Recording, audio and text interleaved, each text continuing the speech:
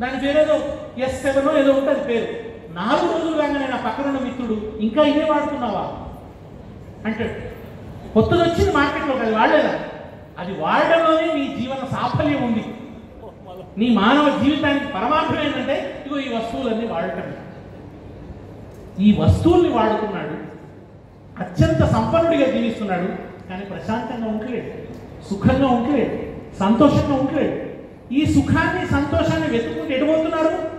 వాడు ఎవడో పాట రాశాడు, కొలంబస్ కొలంబస్ ఇచ్చాడు సెలవు, ఆనందంగా గడపడానికి కావాలొక దీవి. ఆనందంగా గడపడానికి ఏం కావాలట? ఓ దీవి కావాలి. అక్కడ మనుషులు ఎవరు ఉండకూడదు.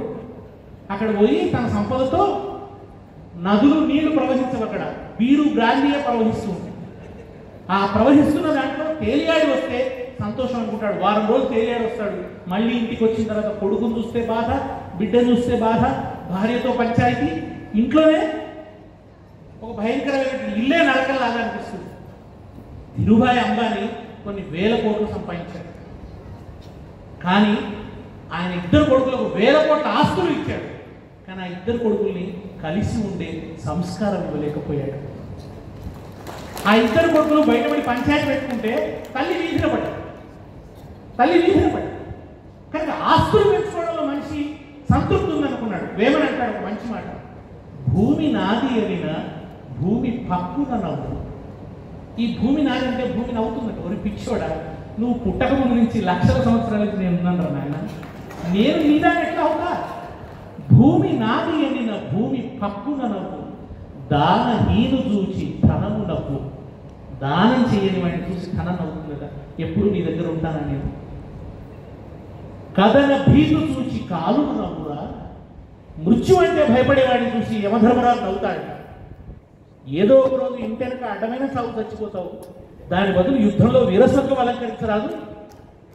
కనుక కథ యుద్ధం అంటే భయపడేవాడిని చూసి మృత్యువు నవ్వుతుందట. ఇది వేమన ఎప్పుడో 1000 సంవత్సరాల క్రితం చెప్పినది. దానహీను చూచి ధనము నవ్వు అన్నాడు. సంపాదించిన దానికి సార్థకత ఏమిటంటే 10గురికి పంచడంలోనే సార్థకత. వాడబడ్డ నీళ్ళని చెరువులో చేరుస్తాం, చెరువులో నిలువ ఉంచుతాం. అట్లనే నిలువ ఉంటే నీరేమవుతుంది? పనికి రాకుండా పోతుంది. ఆ చెరువులో ఉంచిన నీటిని కాలువల ద్వారా పొలాలకు పంపితేనే ఆ పొలాలు పండుతాయి. మన సంపాదన కూడా అంతే. సంపాదించిన దాన్ని తిరిగి సమాజంలోకి మనం ఆ కాలువల ద్వారా నీళ్లు పంపించినట్టే పంపించాలి. అది మెల్విన్ జోన్స్ సదాశయం. అది గాంధీజీ చెప్పిన ధర్మకర్తృత్వ సిద్ధాంతం.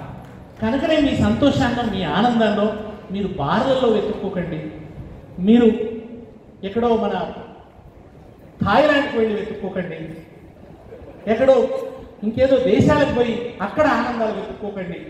ఎక్కడుంది ఆనందం అంటే, ఇక్కడ ఒక వికలాంగుడైన బిడ్డకు మీరు 3 చక్రాల సైకిల్ ఇచ్చినప్పుడు వాడి కళ్ళు మెరుస్తాయి చూడండి, అది నిజమైన ఆనందం. లేదా అంధత్వంతో బాధపడుతున్న ఒక బిడ్డకి మనం ఎవరో ఆర్గాన్స్ దానం ఇస్తే దాన్ని వాళ్ళకి ఆపరేషన్ చేయించి ఆ కళ్ళు పెట్టిస్తాం చూడండి. ఆ తర్వాత కళ్ళు తెరిచిన ఆ బిడ్డ ప్రపంచాన్ని చూస్తున్నప్పుడు ఆ గుండెలో ఉప్పొంగే సంతోషం నీ జీవితానికి సార్థకత. ఒక అనాథ బిడ్డకు ఒక భవిష్యత్తును ఇవ్వగలిగినప్పుడు, ఒక జీవితాన్ని ఇవ్వగలిగినప్పుడు మనం మనుషులు. ఒక తుఫాను బాధితుడి దగ్గరికి వెళ్ళి వాడికి ఒక పట్టడంత అన్నం పెడితే ఆ అన్నం పెట్టిన చెయ్యి అమృతహస్తం. కృష్ణశాస్త్రి గారు ఒకసారి ఒక అంధుల పాఠశాలకు వెళ్ళాడు. ఆయన వెళ్ళి ఒక పాట రాసినాడు. ఆ వాళ్ళ కోసం, గుడ్డివాళ్ళ కోసం రాసినాడు.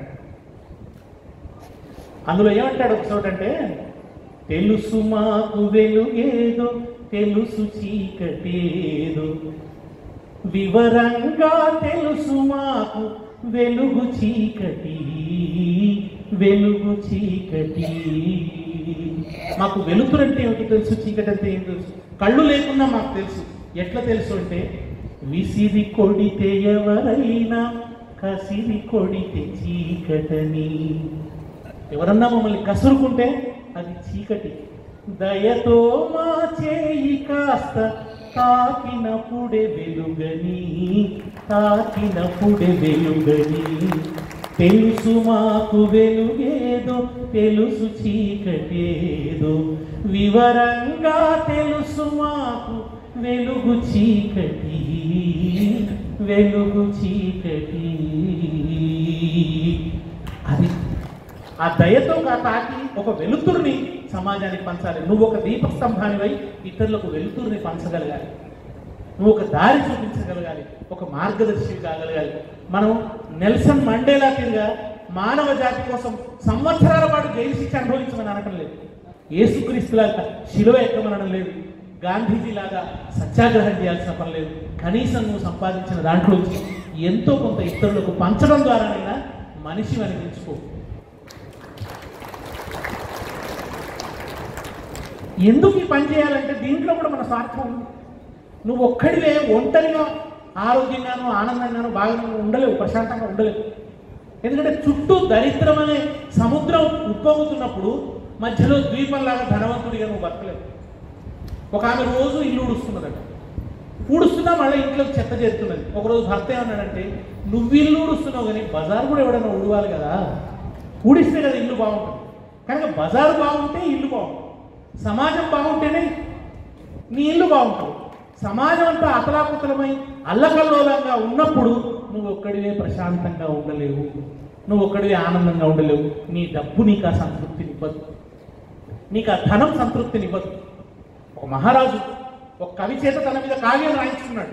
డబ్బులు ఇస్తా అన్నాడు, ఇవ్వకుండా వెళ్ళగొట్టాడు. అతను వెళ్ళి సత్రం గోడల మీద ఆ మహారాజు మీద పద్యాలు రాశాడు. ఆ పద్యాలకు రాజు భయపడిపోయాడు. ఫిర్దౌసి అనే కవి పద్యాలు రాస్తే ఆ పద్యాలకు భయపడిపోయాడు. రాజు కత్తి కన్నా అక్షరం గొప్పని నిరూపించాడు ఫిర్దౌసి అనేటువంటి కవి. కనుక రాజ్యాలైనా కారే రాజులు రాజ్యములు గల్గవే అంటాడు పోతన. వారేరి ఎక్కడున్నారు, వాళ్ళ పేరన్నా ఉందా ఇవాళ? కానీ దానం చేసినందుకు శిబి మొదలైన వాళ్ళందరి పేరు ఇవాటికి తలుచుకుంటున్నాం కదా అని అంటాడు. కనుక మానవీయంగా మదర్ థెరీసాని వాళ్ళకి తలుచుకుంటున్నాం, దండం పెట్టుకుంటున్నాం. ఒక మానవీయ మూర్తిగా, ఒక దేవతగా చూస్తున్నాం. దాని వెంట ఎందుకు? ఒక కుష్ఠరోగి కక్కుతే వాంతి చేసుకుంటే దోసిని పట్టి ఆ వాంతిని తన చేతిలో పట్టగలిగినంత గొప్ప దయాగుణం ఎవరికి ఉంటే చెప్పండి. అసలు ఎంత గొప్ప మానవతా మూర్తి అనిపించుకుంది, అంతటి దయాగుణాన్ని సంతరించుకుంది. దానికి కారణం ఏంటంటే నేను ఇంతకుముందు చెప్పిన నేను ఫలానా అనే ఆ అహంకారాన్ని వదులుకున్నది కనుక నేను ఒక మనిషిని, సాటి మనిషి దుఃఖంలో నేను భాగస్వామిని కావాలి, సాటి మనిషి ఆనందంలో నేను భాగస్వామిని కావాలని అనుకున్నది కనుక అంతటి అద్భుతమైన మూర్తిగా ఎదిగి, అంతటి మానవీయమైన మూర్తిగా ఎదిగింది. కనుక సంతోషమైన, ఆనందమైన, దుఃఖమైన ఎక్కడుంటుంది? మానవ జీవితానికి ప్రశాంతి ఎక్కడ ఉంటుందంటే మానవ సంబంధాల్లోనే ఉంటుంది. మానవ సంబంధాలు మంచిగా ఉంటే సమాజం మంచిగా ఉంటుంది, వ్యక్తిగా నువ్వు కూడా మంచిగా ఉంటావు. కానీ వ్యక్తిగా నాకు సంపద ఉంది, మానవ సంబంధాలు అల్లకల్లోలంగా ఉన్నాయన్నప్పుడు వ్యక్తిగా నువ్వు సంతోషంగా, ప్రశాంతంగా జీవించదాలు. ఇది లయన్స్ క్లబ్ ఇచ్చేటువంటి సందేశం. దీనికోసం మా అందరం ప్రయత్నం చేస్తూ రకరకాలుగా మనుషుల్ని ఆదుకునే ప్రయత్నం, ఒక బీదవాడి వైపు వాడికి అండగా నిలబడేటువంటి ప్రయత్నం. అప్పుడు ఏముందంటే బీదవాడికి కూడా సంపన్నుడి మీద కాస్త గౌరవం ఏర్పడుతుంది. వీడికి ఇంత సంపద ఉంది, మానవత్వం లేదనే కోపం ఉండడానికి బదులు కోపం నా పట్ల ఒక చుట్టంగా వస్తున్నాడు అంటే ఇంకొక మనిషి నా కోసం ఉన్నాడనే భరోసా ఇవాళ సమాజంలో మనం ఇవ్వగలగాలి. మనిషికి మనిషే భరోసా, నా కోసం స్పందించే మనుషులు ఉన్నారు. ఒకసారి ఏమైంది, ఇదే హైదరాబాద్లో ఒక ఇద్దరు సాఫ్ట్వేర్ ఇంజనీర్ వాళ్ళ పిల్లవాడిని ఎవరో కిడ్నాప్ చేశారు, తల్లడిల్లిపోయారు, ఎక్కడెక్కడో తిరిగారు. ఆ పిల్లవాడి కోసం చాలా అన్వేషించారు. చివరికి ఆ పిల్లవాడిని ఆ కిడ్నాపర్స్ ఎక్కడో వదిలేస్తే ఒక లంబడి తండలో ఒక అవ్వ ఆ పిల్లవాడిని తీసుకొని రోడ్డు మీద ఆ పిల్లవాడు పోతూ ఉంటే దుఃఖపడి, అయ్యో ఎవరో ఇచ్చిన పిల్లాడు వీడితో అనాథలాగా తిరుగుతున్నాడని తీసుకుపోయి అలా తండాలో సాగుతుంది.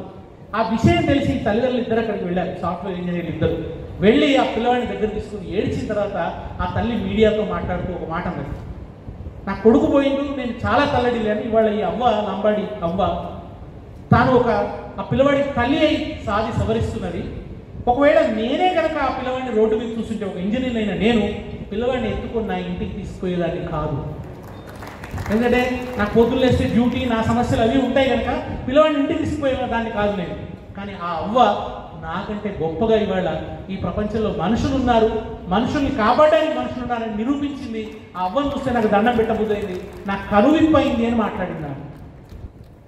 కనుక సాటి మనుషుల కోసం స్పందించేటువంటి లక్షణం, సాటి మనుషుల సుఖ దుఃఖాల్లో పాల్పంచుకునే లక్ష్యం, ఒక చేతినిచ్చేటువంటి, ఒక అండదండనిచ్చేటువంటి, ఒక దయాహస్తాన్ని తాకేటువంటి, ఒక కరుణతో కూడిన హస్తాన్ని ఇచ్చేటువంటి ఆ మనస్తత్వాన్ని కాపాడుకోవడం అనేదే మానవ జీవితం యొక్క సారాంశం.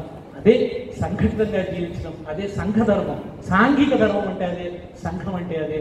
ఆ సాంఘిక ధర్మాన్ని నెరవేర్చడానికి మీరు మరింత కృషి చేయాలని, ఈ కాన్ఫరెన్స్ దానికి మరింత ప్రేరణగా నిలవాలని, మీరందరూ కూడా ఈ లోకంలో మానవత్వం అనే దీపాన్ని కాపాడడానికి మీ రెండు చేతులు అడ్డం పెట్టాలని కోరుకుంటూ నమస్కారం. జై తెలంగాణ. మానవత్వం అనే దీపాన్ని కాపాడమన్నారు మన ముఖ్య అతిథి దేశపతి శ్రీనివాస్ గారు. చాలా అద్భుతంగా మాట్లాడారు. మెల్విన్ జోన్స్ గారి గురించి మనకంటే ఎక్కువ లోతుగా ఆలోచించి ఆయన భావాలను మనకి ఎంతో ఇంపుగా మనకి వినిపించారు. Request you to give a standing ovation. You are already standing. Give a big round of applause. శ్రమయేవ జయతే అని ఇంకోసారి మనకి చాటి చెప్పారు. శ్రమ వల్లే సంపద, నా ప్రతిభ కాదు, అనేక మంది కష్టంతో వచ్చినది ఈ ప్రతిభ, ఈ సంపద అని ఎంతో చక్కగా వివరించారు మన ముఖ్య అతిథి దేశపతి శ్రీనివాస్ గారు. వారికి సన్మానం జరుగుతుంది. Kindly give a big round of applause to Governor and the host committee. The first Vice District Governor, the second Vice District Governor, along with their respective spouses, are honoring the chief guest.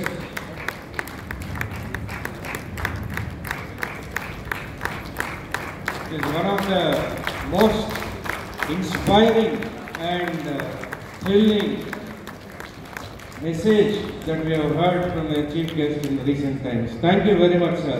Now we will be going to the next item on the agenda, that is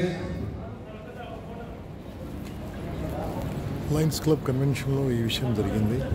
మీకు నేను నా మొబైల్లో record చేసి మీకు పంపించగలిగాను. తప్పకుండా క్షమించండి. Thank you very much. జై హింద్.